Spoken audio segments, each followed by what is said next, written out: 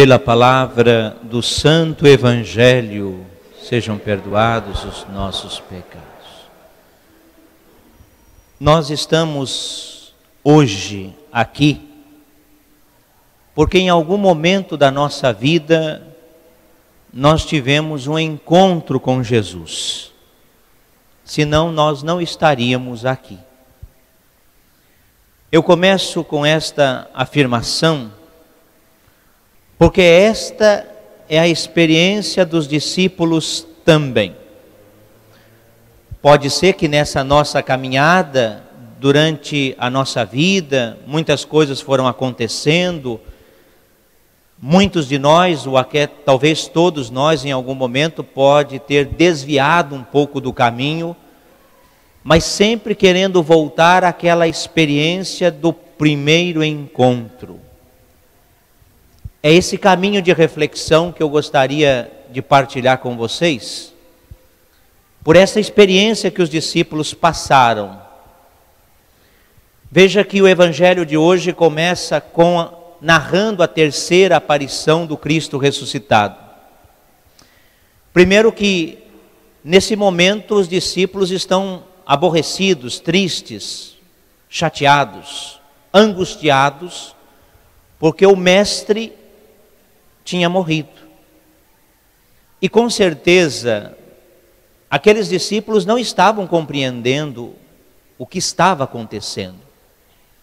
Mesmo que Jesus tivesse dito para eles, olha, eu vou morrer, eu vou ser crucificado, eu vou ser sepultado, eu vou ressuscitar, é certeza que ainda os discípulos não compreendiam o que Jesus queria dizer com ressurreição.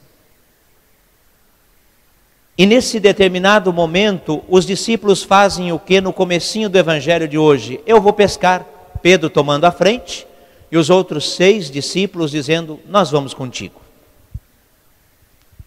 Vocês devem se lembrar muito bem que Mateus, Marcos e Lucas, no comecinho do Evangelho, Mateus no capítulo 4, Marcos no capítulo 1, Lucas no capítulo 5, narra o encontro de Jesus com esses discípulos, estão lá pescando, e de repente Jesus vai ao encontro deles, faz um convite para eles, deixem a rede, deixem o barco, e eu vou fazer de vocês pescadores de homens.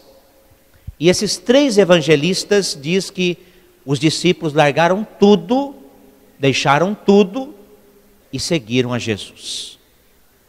Não é estranho que nesse determinado momento, Pedro e os outros resolvam voltar a pescar peixes. Se eles já tinham feito um encontro com Jesus Cristo, se eles já tinham ouvido a proposta de Jesus, não é estranho que eles queiram voltar a fazer o que fazia antes. Talvez decepcionados, sem compreender a proposta, aquela primeira proposta que Jesus tinha feito, e eles resolvem ir pescar. O evangelista São João fala que naquela noite eles não pescaram absolutamente nada. São João não está preocupado em narrar fatos históricos. São João está preocupado em narrar a ressurreição e a aparição de Jesus. Esta imagem da escuridão significa o quê? Para o evangelista São João, escuridão significa a ausência de Jesus. Desde o início do Evangelho, lá o prólogo, a luz veio ao mundo, mas o mundo não quis a luz. O mundo resolveu continuar na escuridão. É o prólogo do Evangelho de São João.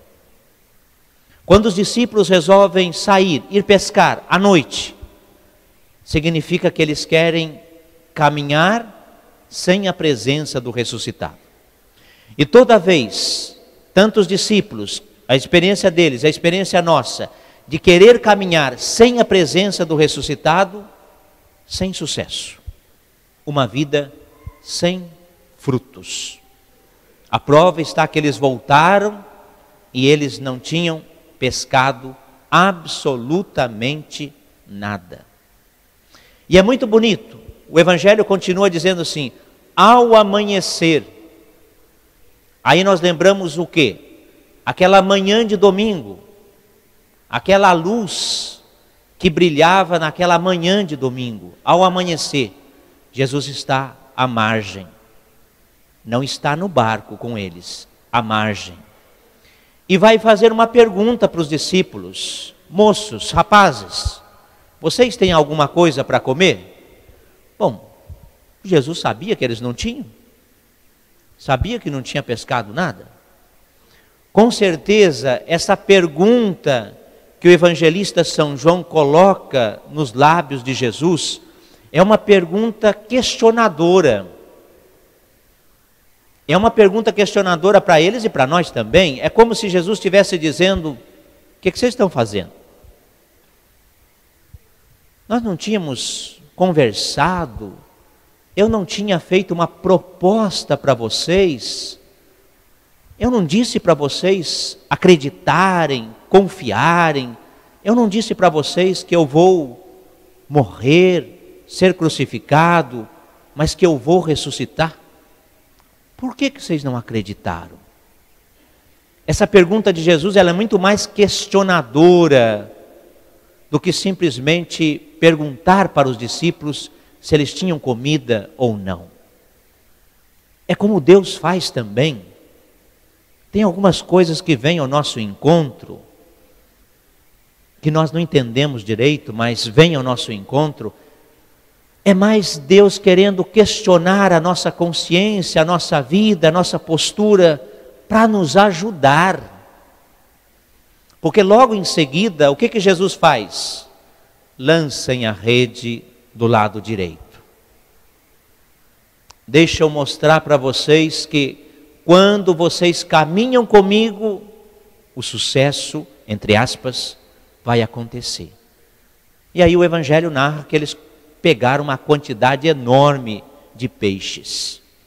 E o evangelista fala: olha, eles não estavam mais do que 100 metros da margem. Ou seja, para dizer que quando Cristo está conosco, Cristo ressuscitado caminha conosco, fiquem tranquilos, fiquem em paz, tudo vai dar certo. Aparece agora 2 discípulos que têm uma experiência interessante. Logo que Jesus fala para os discípulos: olha, lancem a rede, eles pegam uma quantidade enorme de peixe.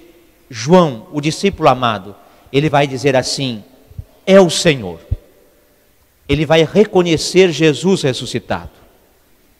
O que isso nos ensina?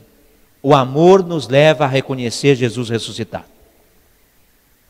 Quanto mais amor dentro de nós, mais percepção do Cristo ressuscitado nós teremos na nossa vida. Uma pessoa que se fecha, uma pessoa que se torna egoísta, ela terá muito mais dificuldade para reconhecer o Cristo ressuscitado. Nós precisamos ter o amor do discípulo amado, o amor de João no coração. Mas também não basta, nós precisamos ter a coragem de Pedro, que logo em seguida que João falou, é o Senhor, ele vestiu sua roupa e atirou-se ao mar. Nós precisamos ter a coragem de Pedro também. Por quê?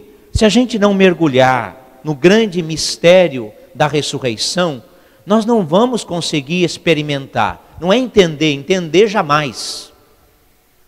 Mas se a gente fica simplesmente na superficialidade e não mergulhar no grande mistério da ressurreição, pela oração, pela vida, pelo trabalho pastoral na comunidade, pelo amor à família, nós jamais vamos entender o mistério da ressurreição.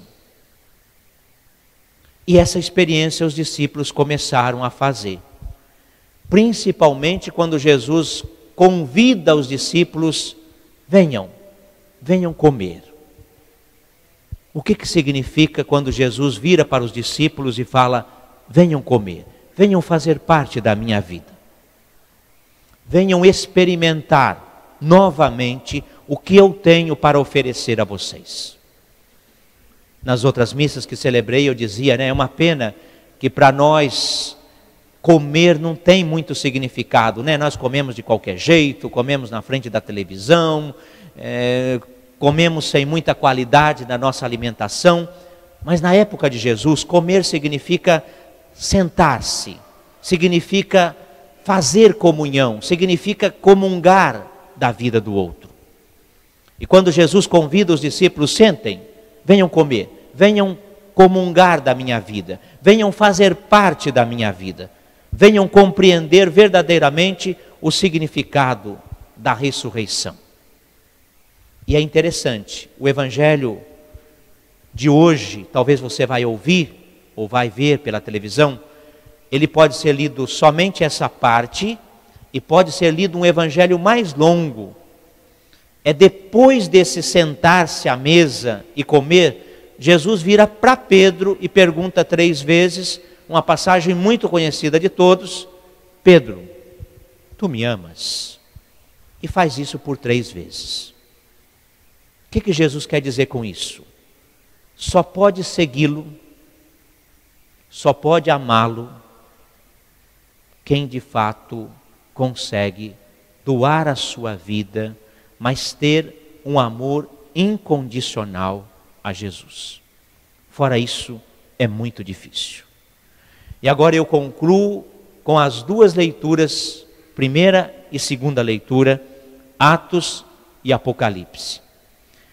É a caminhada das primeiras comunidades. E é uma caminhada muito difícil, porque é uma caminhada feita de perseguição. Tanto Atos dos Apóstolos, quanto Apocalipse de São João. Nos Atos dos Apóstolos, os discípulos viram e falam assim: nós vamos obedecer primeiro a Deus. Jamais vamos simplesmente obedecer aos homens. Aconteça o que acontecer, nós vamos obedecer a Deus. No livro do Apocalipse, que é uma perseguição muito forte de Nero César, o imperador da época, eles viram e vão dizer assim: os anjos reconhecem Jesus como verdadeiro rei. A terra reconhece Jesus como verdadeiro rei. É como se eles estivessem dizendo assim: nós temos um único rei, que é Jesus. E nós vamos louvá-lo, bendizê-lo, adorá-lo, e é isso que nós vamos fazer, custe o que custar.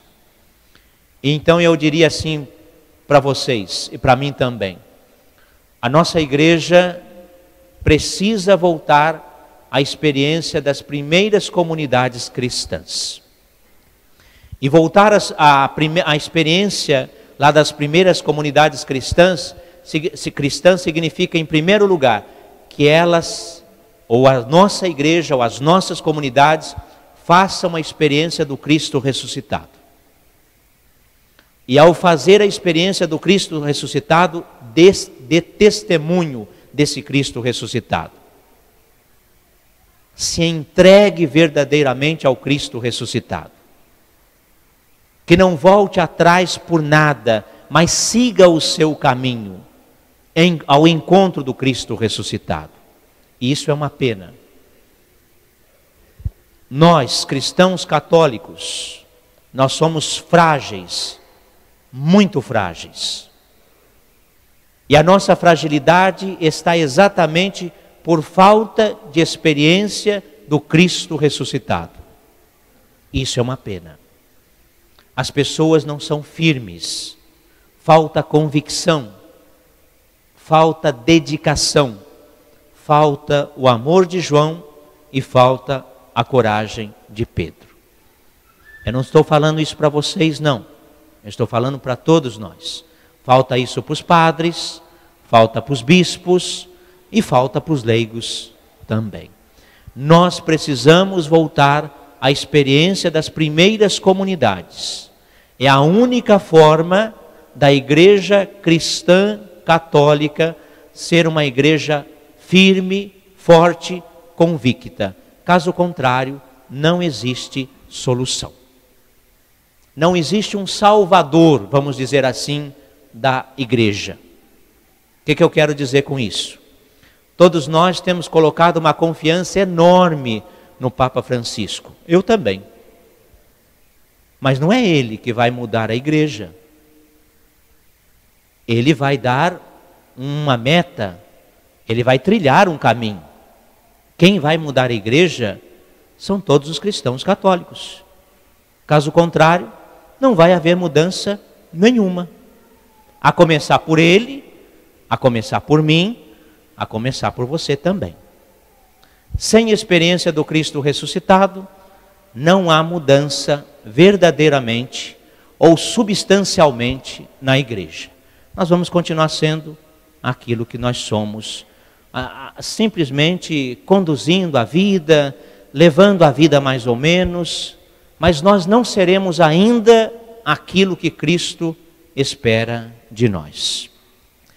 Mesmo assim, Deus vai sempre nos esperar, amar, confiar. O que eu acho muito bonito em Jesus, nessa altura do campeonato, ele já poderia ter perdido a paciência com os seus discípulos há muito tempo.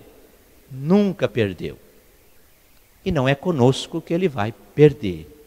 Mas seria tão bom que cada um de nós pudesse acordar e ajudar o reino de Deus a acontecer. Louvado seja nosso Senhor Jesus Cristo.